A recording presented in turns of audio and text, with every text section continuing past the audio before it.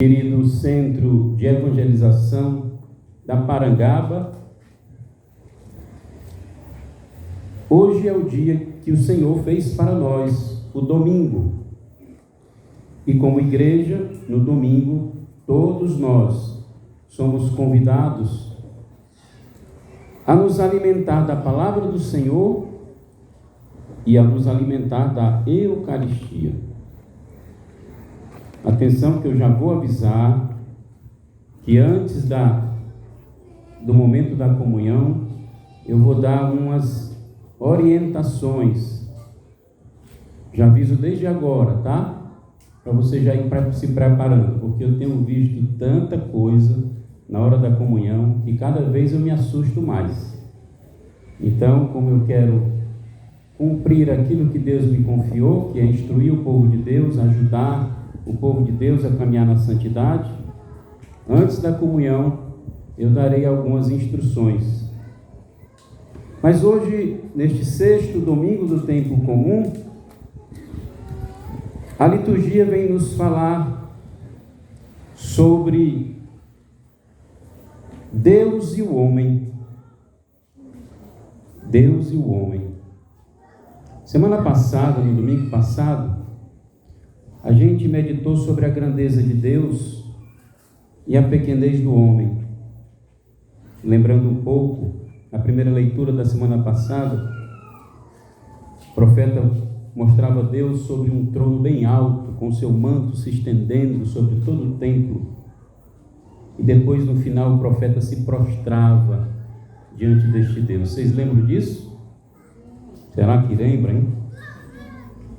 Nossa memória está tão curta, com a internet tão rápida agora, que a gente não consegue mais lembrar de tanta coisa, não é verdade? Até eu mesmo.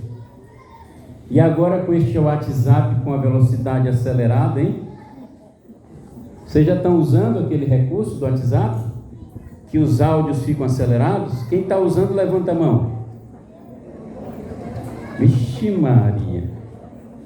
Cuidado! Cuidado com esses recursos.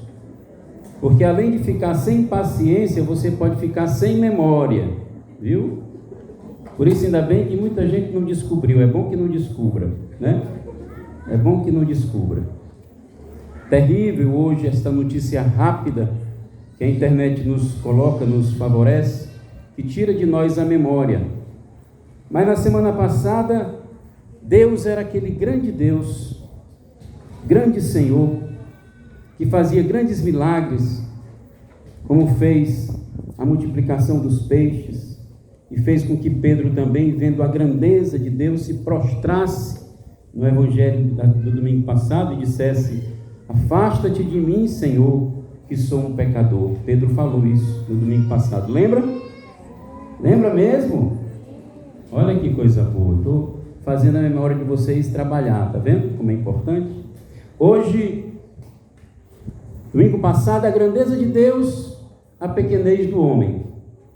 Hoje continua a mesma dinâmica, Deus e o homem. Mas em que sentido? O profeta Jeremias vai dizer: maldito o homem que confia no homem e faz consistir sua força na carne humana, enquanto o seu coração se afasta do Senhor.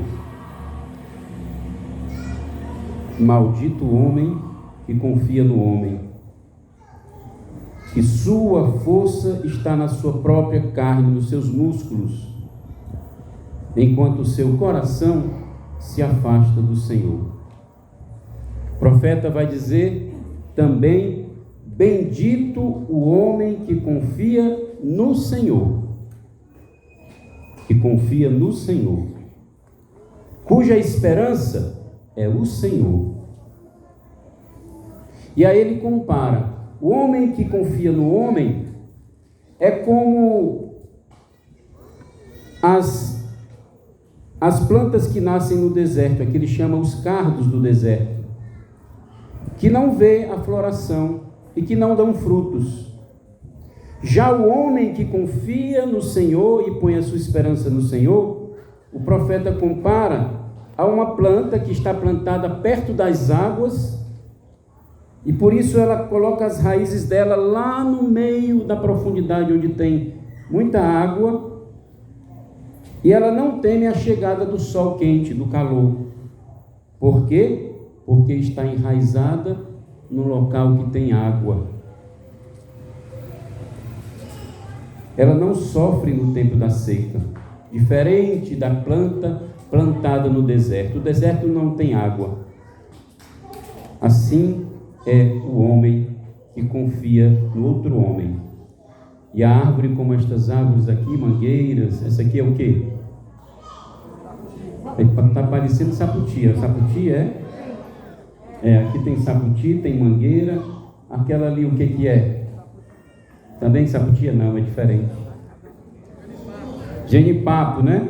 Será que é mesmo? Mangueira, saputia e genipapo dão flores e dão frutos, porque essa região aqui tem água, não é um deserto. Essa é a comparação que o profeta faz do homem que confia no Senhor.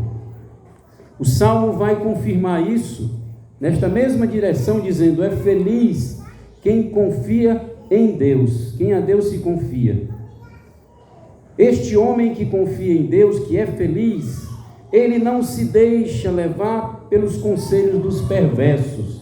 Atenção, meus irmãos, cuidado com o conselho dos perversos. Tem muita gente aí se dizendo católica, dando conselho como se fosse uma pessoa perversa, pervertida, sobretudo quando fala mal do Papa Francisco, viu? Prestem atenção, cuidado. O homem plantado num lugar que tem água, ele não deixa que os perversos mudem o seu pensamento acerca de Deus e da sua igreja. Ele não se senta com os zombadores. Ele encontra dia e noite seu prazer na lei do Senhor, esta lei que nós estamos meditando. E aí também o Salmo vai fazer a mesma comparação que Jeremias fez, semelhante a uma árvore à beira da torrente plantada, sempre dá fruto no tempo certo. Olha aí, o homem que confia no Senhor. Testemunha Jeremias e testemunha Davi, que escreveu o Salmo. Vamos agora para o Evangelho. O Evangelho de hoje traz o cerne da mensagem evangélica, que são as bem-aventuranças. As bem-aventuranças, meus irmãos, são o centro da mensagem evangélica. Por quê? A gente vai saber agora por quê. Olha o que Jesus diz aos seus discípulos. Subiu na montanha para que todos o vissem e o ouvissem, e levantando os olhos, vendo os discípulos, disse: bem-aventurados os pobres. Por quê? Porque deles é o reino de Deus. Bem-aventurados os que têm fome. Por quê? Serão saciados. Bem-aventurados que agora choram, porque sorrirão. Bem-aventurados sereis quando os homens vos odiarem, vos expulsarem, vos insultarem, vos amaldiçoarem, por causa do Filho do Homem. Quem estiver sofrendo isso, no trabalho, no dia a dia, quem estiver sendo caçoado, insultado por causa de Jesus, sabe o que você deve sentir? Alegria, alegria, alegrai-vos, exultai, porque a vossa recompensa será grande no céu. As pessoas às vezes se entristecem, né? Porque no trabalho todo mundo persegue, meu trabalho está terrível, eu não sei o que eu faça mais. Aí fica triste, fica angustiado, em vez de se alegrar, porque a palavra de Deus está se cumprindo na vida da pessoa que está sendo perseguida, insultada, caluniada, maltratada por causa do Filho de Deus, do Filho do homem, por causa de Jesus. E aí vem agora os ais. Ai de vós que vivem na fartura, vocês passarão fome.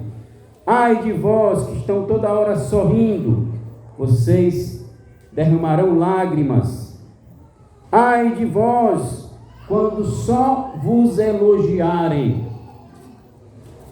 É assim que elogiaram os profetas que foram mortos, torturados, perseguidos. Muitos elogiavam os profetas, mas aquele profeta que foi fiel se uniu ao mistério do sofrimento que Deus colocou na sua vida. Por fim, a segunda leitura. A segunda leitura, São Paulo aos Coríntios vai falar sobre a maior verdade da nossa fé cristã. Qual é? Será que vocês não sabem? Estão com medo? Estão com vergonha de errar? Qual é a maior verdade da fé cristã? Mais uma vez, qual é a maior verdade da fé cristã? A ressurreição de Cristo. E aí São Paulo vai dizer aos Coríntios, mas vai dizer também a nós hoje, porque a palavra de Deus é atual. Ele vai dizer: se prega que Cristo ressuscitou dos mortos, como pode alguns dizerem que não há ressurreição? Como pode alguém dizer que não há ressurreição? Se os mortos não ressuscitam, Cristo também não ressuscitou. Se Cristo não ressuscitou, a vossa fé é vã, não tem valor nenhum. Nós estaríamos aqui perdendo tempo, cumprindo uma norma, talvez para ter um alívio de consciência, talvez para dizer para papai, para mamãe, para titio, para deixar para os filhos um bom exemplo, mas não passaria disso. Mas não, meus irmãos, nós estamos aqui por quê? Porque Cristo ressuscitou. Isso que nós estamos fazendo não é um encontro memorial, uma festa que fica nas fotos. Não, isso aqui é um momento de eternidade, porque aquele que celebra conosco está vivo e o seu Espírito opera em nós e santifica as nossas vidas na palavra e na Eucaristia, e nós assim podemos ser santos como Ele é santo. Então, Cristo ressuscitou. Cristo ressuscitou, e uma vez ressuscitado, todos aqueles que morrem em Cristo ressuscitarão com Ele. Se colocamos a nossa esperança em Cristo, e agora sim, nós somos dignos de toda compaixão. Por isso os pecadores, quando vêm à missa, no início da missa, pedem perdão a Deus, porque o Deus vivo que celebra conosco a palavra e a Eucaristia, o Deus vivo no meio de nós, onde dois ou mais estiver reunidos em nome dele, ele está. Este Deus vivo, na força da sua ressurreição, perdoa os nossos pecados. Atenção, não todos os pecados são perdoados no momento do ato penitencial. Quais os pecados que eu posso considerar perdoado no ato penitencial da missa? Os pecados veniais. Os mortais também? Não. O que é preciso fazer para ser perdoado dos pecados mortais? Se confessar. Quanto tempo deve passar um cristão batizado? No mínimo, quanto tempo ele tem que se confessar? De quanto em quanto tempo? Um batizado? Uma vez por ano. Batizado, no mínimo. Pode uma vez por mês? Pode. É bom? É bom demais. Um consagrado ou uma pessoa a caminho da consagração deve se confessar em quanto tempo? Uma vez por mês. A gente está fazendo o caminho para esse propósito. E para quem já é consagrado, já fez esse propósito e essa promessa a Deus de se confessar todos os meses. Nossa Senhora pede isso lá em Medjugorje. Nosso querido irmão fundador Moisés, dizendo: foi muito grata a surpresa do meu coração quando eu vi as mensagens de Nossa Senhora, porque muito daquilo que ela pedia lá, ela já estava pedindo no meu coração antes de eu saber das mensagens. E o que é que Nossa Senhora estava pedindo lá, que também pediu para o Shalom? O que foi? A confissão e a missa diária também Nossa Senhora pediu em Medjugorje. Moisés não sabia, já pediu para a gente e depois confirmou lá, né? Depois não, ela já tinha falado antes, ele soube depois, né? Missa diária, terço diário, confissão mensal, meditação da palavra diária, são as 5 pedrinhas de Nossa Senhora. Quem sabe aqui quais são as 5 pedrinhas de Nossa Senhora? Em Medjugorje, levanta a mão. Tem 1, 2, 3. Quem mais sabe? 4. Quem mais sabe? As 5 pedrinhas que Nossa Senhora dá em Medjugorje. Tem uma criança ali que sabe. Coisa boa. Coisa boa. As 5 pedrinhas que Nossa Senhora dá em Medjugorje para vencer o Golias, como Davi, com a pedra venceu o Golias, que a pedra dele na baladeira foi direto na fronte do gigante, e o gigante caiu no chão morto, quase morto. Ele terminou de matar, tirando a espada do próprio gigante e cortando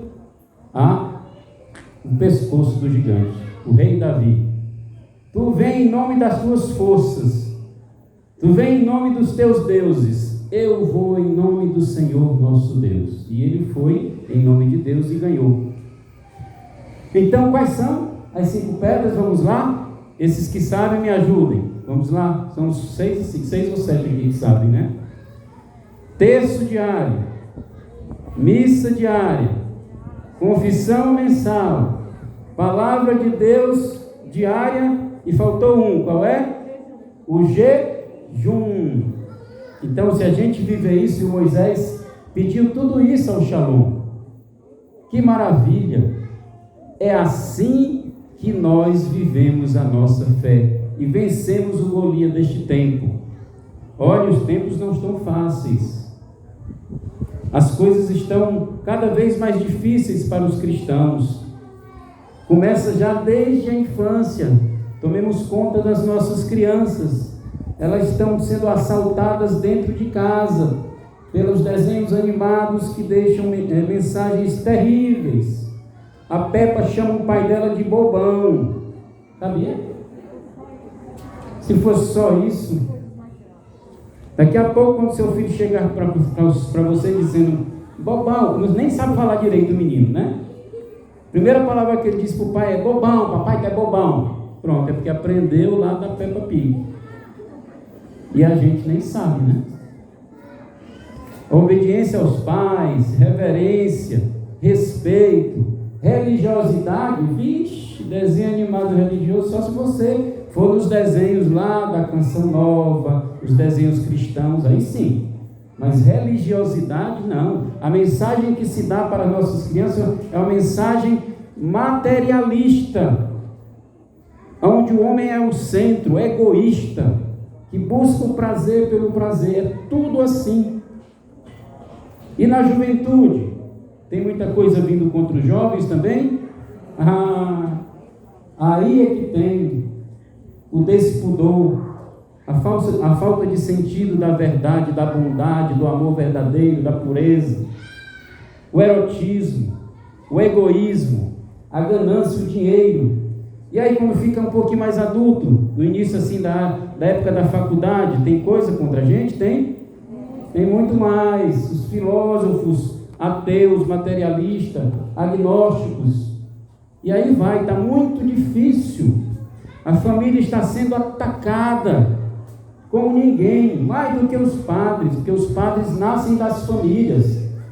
Nenhum dos padres, nenhum diácono aqui, nenhum seminarista aqui tem. Tem não? Vai ter? Vai? Deus quiser, né? Um já disse ali que não, está pensando em casar, né?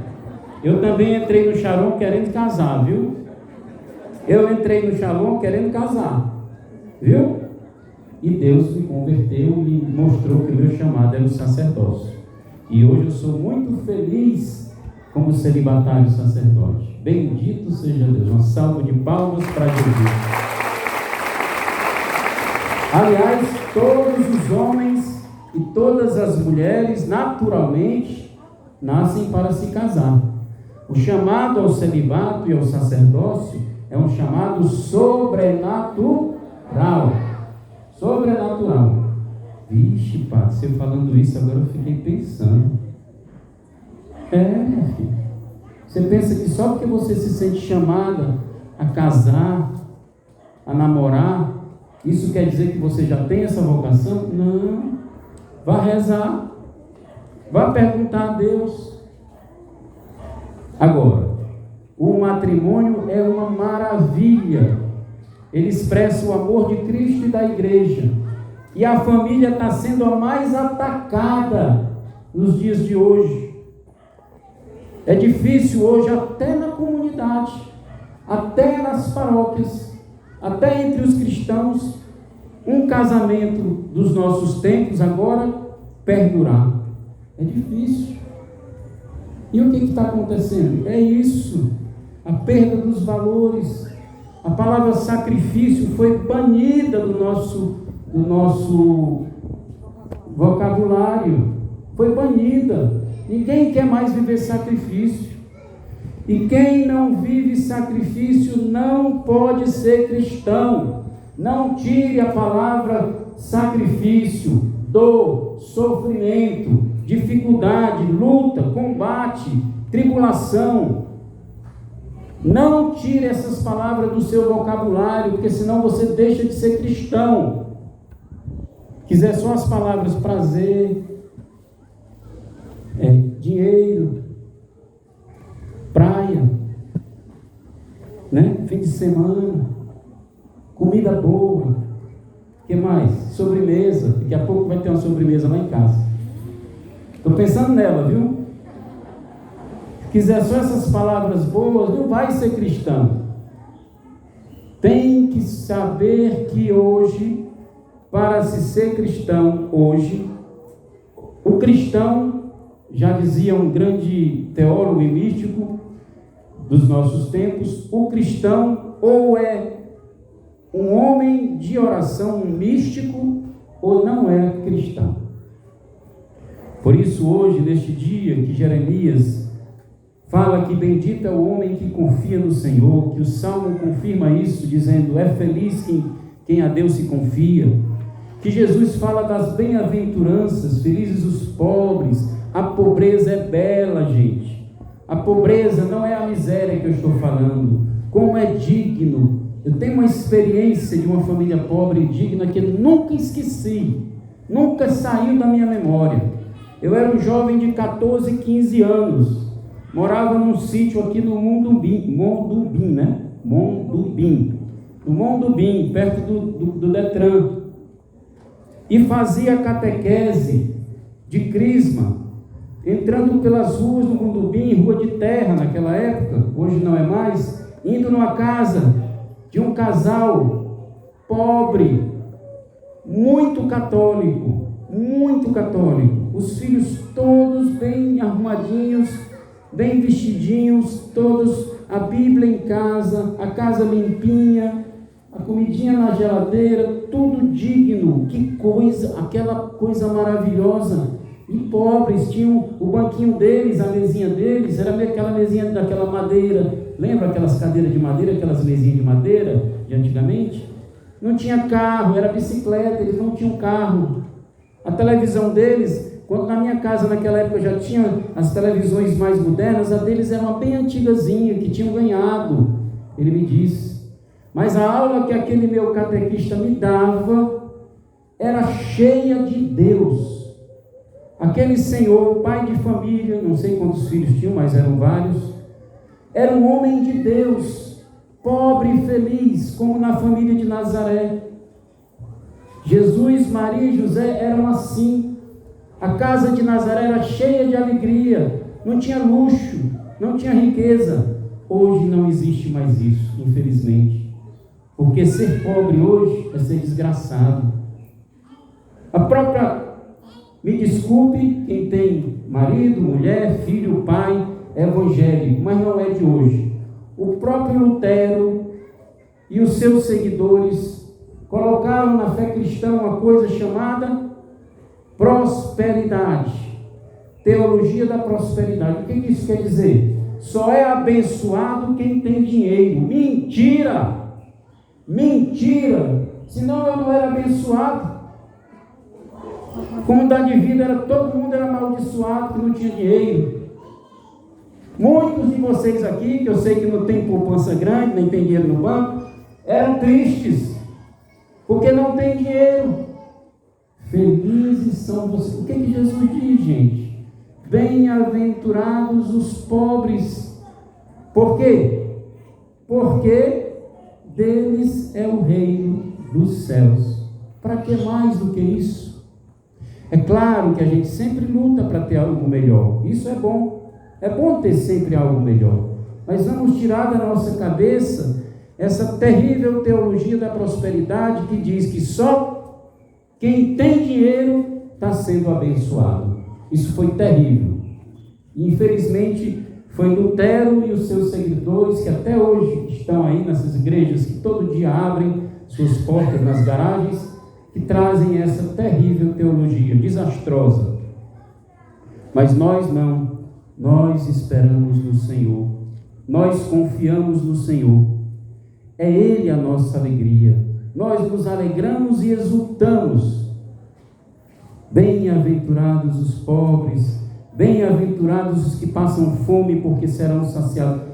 Aquele irmão que passa fome, que está na sua porta às vezes pedindo esmola e passa fome, aquele irmão que quando a gente para o carro tem um pedaço de papelão escrito: me ajude porque eu estou com fome, e às vezes está mesmo, ele é um bem-aventurado. Como é que pode, gente? Ele é um bem-aventurado porque ele será saciado. Meus irmãos, o Evangelho é tudo o contrário do que essa avalanche de informações que a gente recebe hoje, sobretudo nestes tempos pós-modernos. Mas nós confiamos no Senhor. Diga isso. Nós confiamos no Senhor. Diga para o seu irmão do lado: eu confio no Senhor. Diga: a minha casa confia no Senhor. A minha família toda confia no Senhor. E a sua palavra é forte. Mesmo que ainda não seja assim, mas se você disser todo dia em oração: Senhor, que a minha família confie em Ti, o Senhor vai ouvir as nossas orações. Amém? Louvado seja nosso Senhor Jesus Cristo. Meus irmãos, vamos com alegria